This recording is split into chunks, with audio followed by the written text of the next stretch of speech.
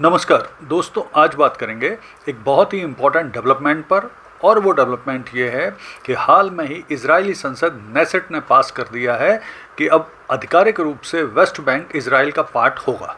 ये bill pass कर दिया है इजरायली संसद ने। तो आइए पूरा विस्तार से इस घटनाक्रम को समझते हैं और जानने की कोशिश करते हैं कि अभी हाल में ही जिस तरह से गाजा पीस प्लान प्रस्तुत किया गया था, उसके बाद इजिप्ट में गाजा पीस समिट हुई थी, उसके बाद सीज़ फायर और बहुत सारे घटनाक्रम हुए थे। तो उसके बाद अचानक से ये घटनाक्रम जो इजरायली संसद में हुआ है उसके क्या मायने हैं और इसका क्या परिणाम हो सकता है। तो देखिए, 22 अक्टूबर को इजराइल की संसद, जिसे नेसेट कहा जाता है, उसमें एक बिल पास किया गया जिसमें कहा गया कि जो वेस्ट बैंक क्षेत्र है फ़िलिस्तीन का, अब वो आधिकारिक रूप से इजराइल का पार्ट होगा और इसे पास कर दिया गया है। इस बात को लेकर काफ़ी ट्रंप नाराज़ हुए, अरब देश भी अब काफ़ी नाराज़ हो गए हैं। तो आइए इस पूरे घटनाक्रम को समझते हैं। तो देखिए, ये जो पास किया गया है बिल, तो इज़राइल में जो वेस्ट बैंक का क्षेत्र है उसे जूदिया और समारिया के नाम से जाना जाता है। और ऐसा मानते हैं इजरायली लोग कि ये ऐतिहासिक रूप से ये क्षेत्र तो इजरायली साम्राज्य का ही पार्ट है। तो वो अपने साम्राज्य में अपने क्षेत्र को वापस शामिल कर रहे हैं। और वेस्ट बैंक को थोड़ा सा अगर हम समझें तो देखिए, फ़िलिस्तीन जो हम कहते हैं, फ़िलिस्तीन में बेसिकली दो पार्ट आते हैं।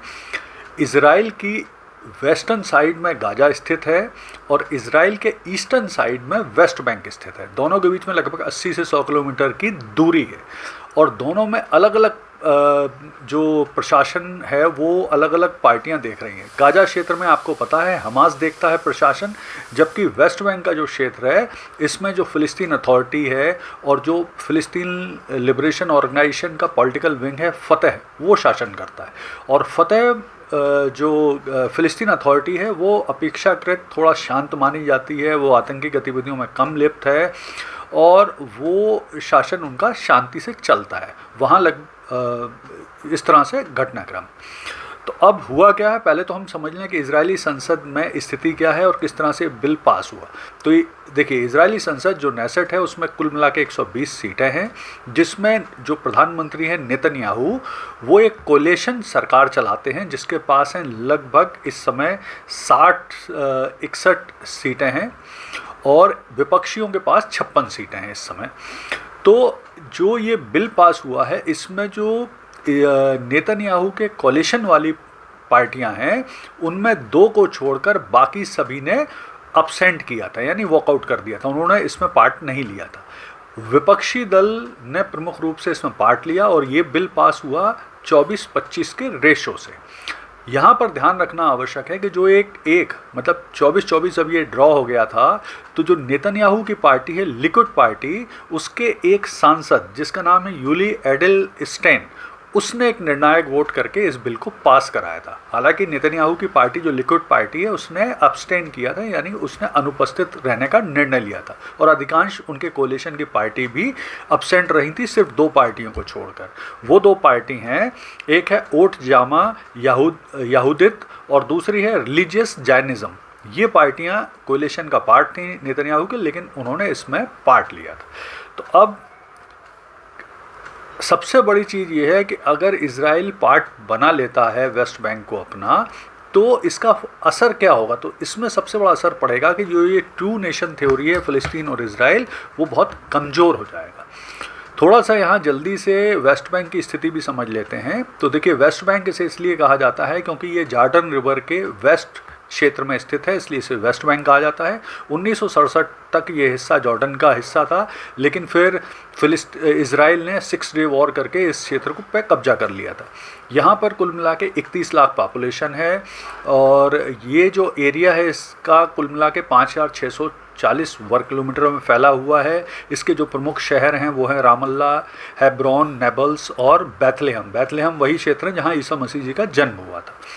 और यहाँ की जो राजनीतिक स्थिति है वो लगभग दोहरी राजनीतिक स्थिति है। 1994 से इस क्षेत्र पर इज़राइल और फ़िलिस्तीन दोनों का ही संयुक्त प्रशासन चल रहा है। कुल मिला के जो वेस्ट बैंक क्षेत्र है वो ABC 3 पार्ट में डिवाइड है, जिसमें A पार्ट जो लगभग 20% है, इसमें पूरी तरह से फ़िलिस्तीन अथॉरिटी का नियंत्रण है। B पार्ट में फ़िलिस्तीन अथॉरिटी और इज़राइल दोनों का नियंत्रण है, ये भी लगभग 20% पार्ट में फैला हुआ है। और जो C पार्ट है वो पूरी तरह से इज़राइल के नियंत्रण में है, ये लगभग 60% से 65% के आसपास माना जाता है। इस क्षेत्र की पूरी तरह से जो प्रशासनिक व्यवस्था है वो A पार्ट में संभालता है फ़िलिस्तीन अथॉरिटी और उसके पास सीमित पुलिस अधिकार हैं, लेकिन अधिकांश पूरे वेस्ट बैंक क्षेत्र पर पहले से ही इज़राइल का नियंत्रण है। सीमा सुरक्षा, अन्य सुरक्षाएं भी वो देखता है और बीच बीच में झड़प भी होती रहती हैं वेस्ट बैंक के क्षेत्र और इज़राइल के बीच में। तो अब अगर हम देखें कि जो ये डेवलपमेंट हुआ है, तो नेतन्याहू ने तो साफ कह दिया कि वो इसमें शामिल नहीं है इस बिल को पास करने में। अब आगे इस बिल को 3 रीडिंग और वोटिंग से गुजरना पड़ेगा, यानी 3 चरणों में अभी और इस पर निर्णय होगा, तब जाके वो फाइनली बिल पास होगा। लेकिन स्थिति जिस तरह की बन रही है, हमास और इज़राइल जिस तरह से सीज़ फायर को, गाजा पीस प्लान को का वायलेशन कर रहे हैं, उसे मान नहीं रहे हैं ढंग से ये संभावना बनने नहीं दे रहे हैं शांति की, तो मुझे लगता है दोनों ही इंटरेस्टेड नहीं है इसमें। और चूंकि हथियार छोड़ना एक बड़ी शर्त है इज़राइल और अमेरिका की हमास के लिए, तो हमास की भी चूंकि अस्तित्व का सवाल है तो वो भी छोड़ना नहीं चाहता। तो कुल मिला के जो स्थिति बन रही है उसमें अभी इस चीज़ को लेके काफ़ी डेवलपमेंट होगा। और जो गाजा में जिस तरह की स्थितियाँ नियंत्रण बन रही हैं, अगर अरब देश, अमेरिका, इज़राइल और हमास ने सीरियसली इस क्षेत्र में पीस के लिए काम नहीं किया तो पुनः युद्ध आरंभ होते, पुनः संघर्ष आरंभ होते, पुनः शांति स्थापित होने में ज़्यादा देर नहीं लगेगी। धन्यवाद।